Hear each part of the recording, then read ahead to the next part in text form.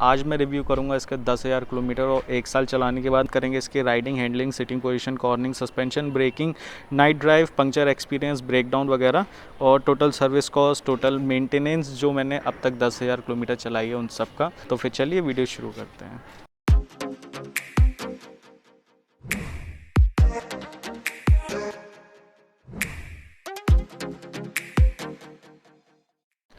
Hello नमस्कार, rider चेतन के एक और नई वीडियो में आपका स्वागत है। और आज मैं रिव्यू करूंगा इसके 10,000 किलोमीटर और 1 साल चलाने के बाद मुझे कैसा लगा। और मैं आपको सबसे पहले बता दूं कि मैं अपाचे 6-7 साल चलाने के बाद मैं अपाचे से इस पर मूव हुआ हूं, तो मैं आपको सारा शेयर करूंगा उसके कंपैरिजन में कि क्या क्या एक्सपीरियंस रहा, कैसा क्या रहा। और इसमें हम बात करेंगे riding, handling, sitting position, cornering, suspension, braking, night drive, puncture experience, खटर पटर, total service cost, total expense to maintain, मतलब 10,000 किलोमीटर चलाने में आपका कितना और ज़्यादा खर्चा हुआ सर्विसिंग के अलावा, है ना, माइलेज वगैरह। तो फिर चलिए इस वीडियो में मेरे साथ बने रहिए और वीडियो को मत छोड़ना, एंड तक ज़रूर देखना, आपको काफ़ी सारा कुछ मिलने वाला है इस वीडियो में। और प्लीज़ मेरे चैनल को सब्सक्राइब ज़रूर करें। तो फिर चलिए आगे बढ़ते हैं। एक बार मैं आपको किलोमीटर दिखा देता हूँ। ये देखिए 10,295 किलोमीटर चल चुकी है। एक्चुअली वीडियो बनाने का मेन रीज़न ये भी था क्योंकि अभी ये थर्ड सर्विस को जाएगी, तो मैंने सोचा उससे पहले मैं आपको एक यूज़र रिव्यू दे दूँ पूरा 10,000 किलोमीटर में, है ना। तो सबसे पहले हम बात करते हैं इसके फ़ील की। तो भाई फ़ील इसका बहुत ही ज़्यादा ज़बरदस्त है, आपको काफ़ी ज़्यादा मज़ा आने वाला है। जिन लोगों को रॉयल एनफील्ड पसंद भी नहीं है ना, अगर वो भी चलाएंगे तो शायद उन्हें अच्छी लगे, क्योंकि मुझे भी ज़्यादा पहले पसंद नहीं थी। मैं इसमें और 200 NS में बहुत ज़्यादा कन्फ्यूज़न में था कि 200 NS लूँ या रॉयल एनफील्ड लूँ, बट मैंने सोचा कि अब NS नहीं लेते हैं, अब यही लेके देखते हैं। एक बार जब चला के देखा तो बहुत ज़्यादा मज़ा आया और जेन्युइनली स्पीकिंग काफ़ी ज़्यादा अच्छा फ़ील हुआ।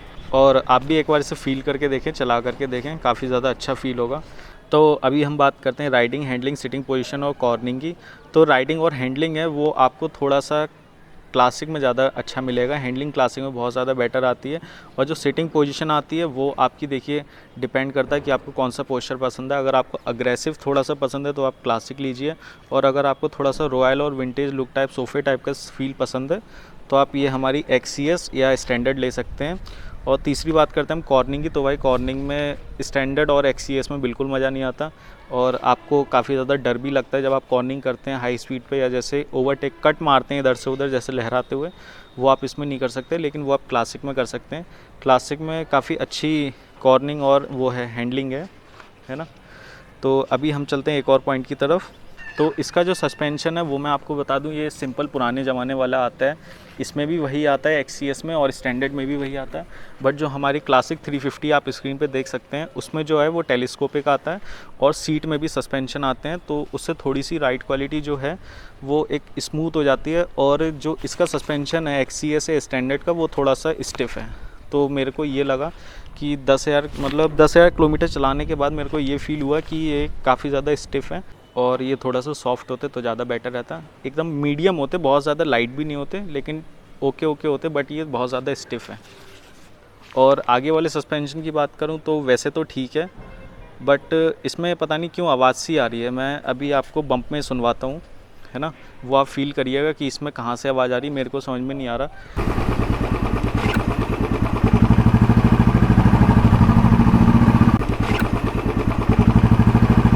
वैसे नहीं आती। अगर मैं अभी यहाँ पे दबाऊंगा, अभी मैं आपको दिखाता हूँ दबा के,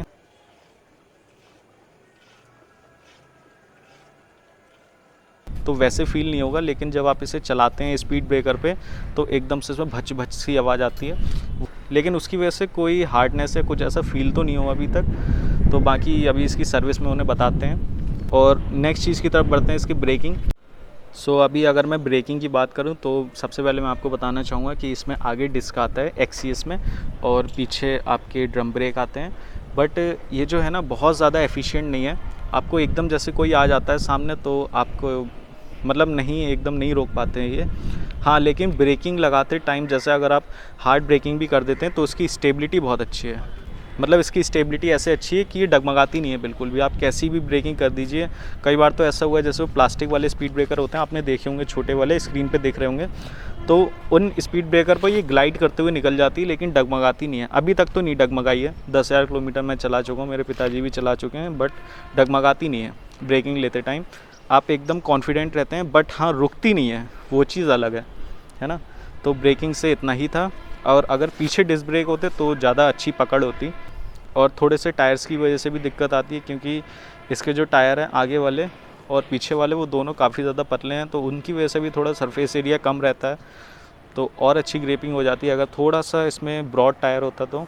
सो अब चलते हैं इसके नेक्स्ट पॉइंट की तरफ, इसकी हेडलाइट और नाइट ड्राइव। तो भाई नाइट ड्राइव तो हेडलाइट की वजह से ही अच्छी होती है और इसकी बिल्कुल बेकार है। एक बार आप खुद आइडिया लगा लो इसे देख करके कि इसकी हेडलाइट कैसा काम करती है रात में, अगर मतलब बहुत ज़्यादा रात हो तो कैसा दिखाई देता है कैसा नहीं। और काफ़ी ज़्यादा शिकायत रहती है इसकी हेडलाइट को लेकर के, हेडलाइट में ख़ास तौर पे पार्किंग लाइट्स को, जो कि फूक जाती हैं कई बार, बट अभी तक इसकी पार्किंग लाइट नहीं फूकी, लेकिन हेडलाइट ने काम करना अभी बंद कर दिया है। नीचे वाली लोअर बीम ने पता नहीं क्यों क्या हुआ। और यहाँ जो डिजिटल ये जो स्पीडोमीटर में लाइट्स आती हैं यहाँ पे, है ना, इल्यूमिनेट होती है, वो भी अच्छा काम नहीं कर रहा है। अभी काम क्या कर रहा है, रात ही बंद हुआ है, तो अभी थर्ड सर्विस में मैं उन्हें ये भी दिखाऊँगा पूरा। एक बार आप भी इसकी लाइट देख लो, मैं आपको एक बार स्टार्ट करके लाइट ऑन ऑफ करके दिखाता हूँ। ये देखो कैसे जल रही है, नहीं जल रही है, मेरे को तो इसमें कुछ भी नहीं दिखाई दे रहा कि ये जल भी रही है या नहीं, आप भी देख लो।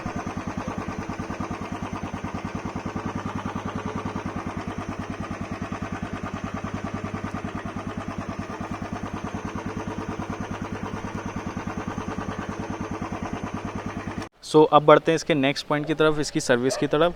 तो जैसा कि आप सबको पता हो शायद कि ये जो BS6 मॉडल है, इसमें जो सर्विसिंग का टाइम पीरियड है वो 6 महीने और 5000 किलोमीटर है ना, 6 महीने 5000 किलोमीटर, फिर नेक्स्ट सर्विस 6 महीने 5000 किलोमीटर।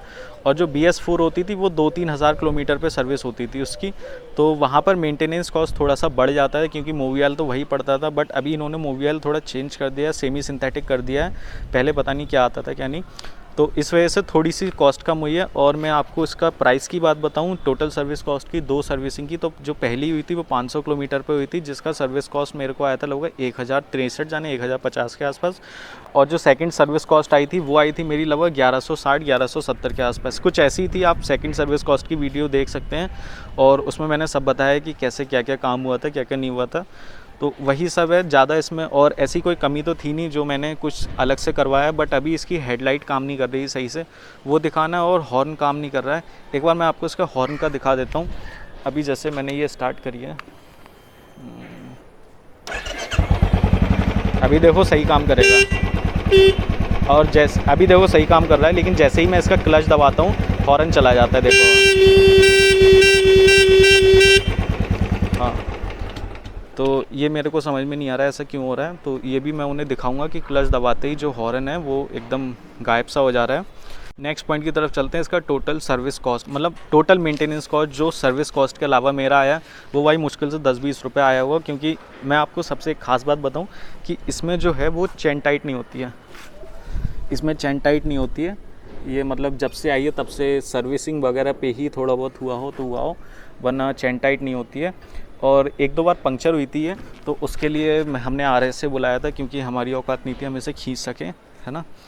तो जैसे ही पंक्चर हुई पीछे वाला टायर, एक बार इसका ट्यूब बदल चुका है, लगभग 200-220 के आसपास का था शायद, और एक बार तो ऐसी पंक्चर में काम हो गया था, 2 पंक्चर निकले थे, 60 रुपये लिए थे शायद, 60 जाने 80 रुपये, तो कुल मिला के यही खर्चा हुआ था। बाकी एक बार हमने ये जाने ये टाइट करवाया था, याद नहीं है कौन सी चीज़, टाइट नहीं मतलब निकल गया था ये नट, तो उसमें लगे थे लगभग 10-15 रुपये। बाकी खैर छोटी मोटी चीज़ें होती हैं जो जैसे टाइट करनी होती हैं, ये तो सब हम खुद ही से कर सकते हैं, बाकी ऐसे इसमें कोई दिक्कत नहीं है। और ज़्यादा खैर ऐसा मेंटेनेंस कॉस्ट नहीं लगा, मैंने उसमें काफ़ी ज़्यादा बुराई करी थी, आप वो वीडियो देख सकते हैं। एक मैंने वीडियो बनाई थी भाई, वो वाली वीडियो थी मेजर प्रॉब्लम वाली, आप देख सकते हैं, उसमें आई बटन में लिंक दे रखा है मैंने उसका, तो उसमें काफ़ी ज़्यादा लोगों ने डिसलाइक किया है, पता नहीं क्यों, बट मैंने उसमें वो प्रॉब्लम बताई हैं जो मेरे को फ़ील हुई है। जैसे मैं अगर आप अपाचे या पल्सर या किसी और बाइक से मूव होते हैं तो आपको ये चीज़ें जो है ना, मतलब उम्मीद नहीं होती कि ये भी इसमें कमियां होती हैं, जैसे फर्स्ट गियर में आवाज़, टायर का थोड़ा थोड़ा हिलना, बट मैं आपको बता दूं कि ये जो कमियां हैं ना, ये पूरी की पूरी वहीं रुकी हुई हैं, ये उनसे आगे नहीं बढ़ी। जैसे पहले गियर की आवाज़ है तो वो वैसी की वैसी है अभी तक, और मुझे लगता है आगे भी वैसी रहेगी। 1 साल हो गए हैं, 10,000 चल चुकी, तो अभी तक वैसी है। तो वैसी ही अब मैं आपको एक बार टायर की दिखा देता हूँ कि टायर कितना हिल रहा है, क्योंकि शुरुआत में मैंने आपको बताया था कि इसका टायर काफ़ी हिलता था। अब देखो फर्स्ट गियर की आवाज़ बताऊँ, ये बस इतनी रहती है ना। अब मैं आपको एक बार टायर दिखा देता हूँ, एक तो ये हिलती बहुत है,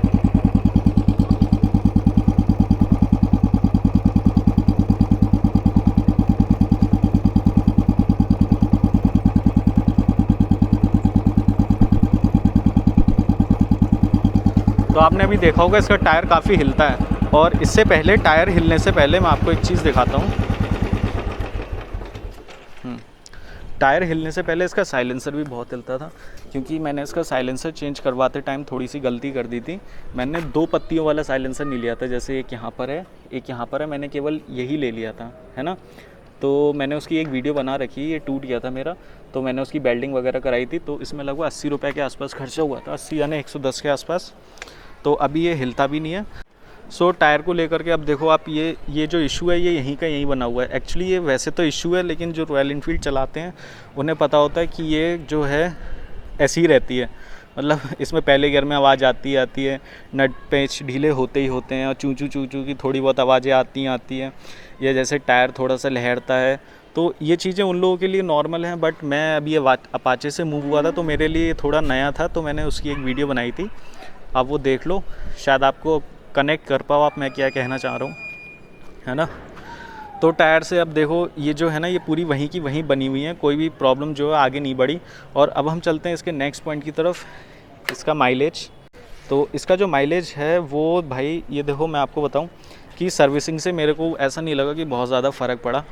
तो सबसे ज़्यादा फ़र्क मेरे को साइलेंसर से लगा। सर्विसिंग के मुझे ऐसा नहीं लगा कि सर्विसिंग से माइलेज बढ़ गया क्या हुआ, क्योंकि पता नहीं क्या, ऐसा ही नॉर्मल सी लगी। पहले भी मेरा लगभग सर्विस से पहले भी ये 40-41 का देती थी, और सर्विस के बाद भी ऐसे ही देती है। बट जब मैंने साइलेंसर ये पढ़वाया, मैं ये नहीं कहता हूँ कि आप भी पढ़वाएं तो आपका ही बढ़ जाएगा, बट मेरे केस में तो बढ़ गया भाई। और ऐसा भी नहीं है कि मुझे केंदौरी वाले पैसे उसे दे रहे हैं, अभी अपनी इतनी औकात भी नहीं है। बट साइलेंसर चेंज करवाने के बाद, और आप देख सकते हैं बैंड पाइप वही पुराना BS6 वाला, ये सब करवाने के बाद मेरा इसके माइलेज जो निकल के आता है वो 44.5, 44, 43.5,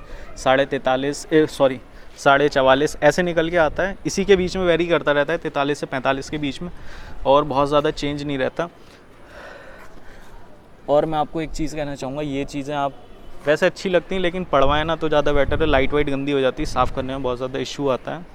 सो कुछ एक जानकारी मैं आपको और देना चाहता हूँ कि जो इसका माइलेज है ना, वो अभी तो ये जैसे 44 का देती है, हम जैसे सिटी वगैरह ट्रैफिक वगैरह में चलाते हैं गांव देहात में, क्योंकि अब देखो ये गाड़ी गंदी है, तो मतलब ये फ़िलहाल तो मिक्सअप चलती है, हाईवे पे भी चलती है, गांव की सड़कों पर भी चलती है। तो इसका माइलेज लगभग 44 के आसपास का निकल का आया। बट आपको पता है कि अगर हम जैसे माउंटेन वगैरह पे चलाएं, या ऐसे हाई रैफ करके चलाएं, मतलब जैसे इसकी टॉप स्पीड है 2 जनों को बैठाल करके 115-116, अगर हम उतनी भगाते हुए लेके जाएं, या जैसे माइलेज वगैरह माउंटेन्स पे हम 2 लोगों को चलाएं, तो ये कितना माइलेज देती है। तो और उसकी वीडियो मैं बहुत जल्द अपने चैनल पे लेकर के आ रहा हूँ, तो उसके लिए आपको थोड़ा सा सब्सक्राइब करना पड़ेगा, और बेल आइकन आपकी इच्छा है दबाइए ना दबाइए, है ना। और एक और पॉइंट था, मैं आपको बताना चाहता हूँ कि जैसे मैंने अभी उस मेजर प्रॉब्लम वाली एक वीडियो बनाई थी, तो उसमें एक और इशू बताया था कि यहाँ पे जैसे ना मोबियल का पता नहीं चलता है, तो बहुत से लोगों ने कहा इसे मेन स्टैंड पे लगाओ वगैरह वगैरह, है ना। तो मैं आपको बताता हूँ कि देखो ये अभी मेन स्टैंड पे है, और ये देखो, और ये कहीं पर भी झुकी हुई नहीं है, एकदम सेंटर में है। एक बार मैं आपको दिखा देता हूँ, है ना। और अभी आप इसे देखो, आप मेरे को बताओ कि आपको दिखाई दे रहा है, अगर आप जैसे चेक करना चाहते हो तो आपको क्या फ़ील हो रहा है कि कहीं माइलेज वो मोबियल वगैरह दिख रहा है या नहीं। तो ये इशू मैंने बताया था वहाँ पे, बट जब सर्विस होके आती है तो प्रॉपर हमें दिखाई देता है, बट अभी नहीं दिखाई दे रहा है यहाँ पे, पता नहीं क्यों, क्या ही दिक्कत है। या हो सकता है भाई ऐसा ही होता है रॉयल एनफील्ड में, बट मेरे को समझ में नहीं आता, बाकी बाइक्स में तो दिख जाता है। और मैं इसे थोड़ा सा हिलाता हूँ, तब भी ऐसा कुछ नहीं है यहाँ पे, आप देख सकते हैं एकदम ब्लैंक है। सो बाकी इस वीडियो में इतना ही था, और अगर आपको वीडियो थोड़ा बहुत भी अच्छा है, हेल्पफुल लगे, तो प्लीज़ मेरे चैनल को लाइक करें, कमेंट करें, शेयर करें, सब्सक्राइब करें।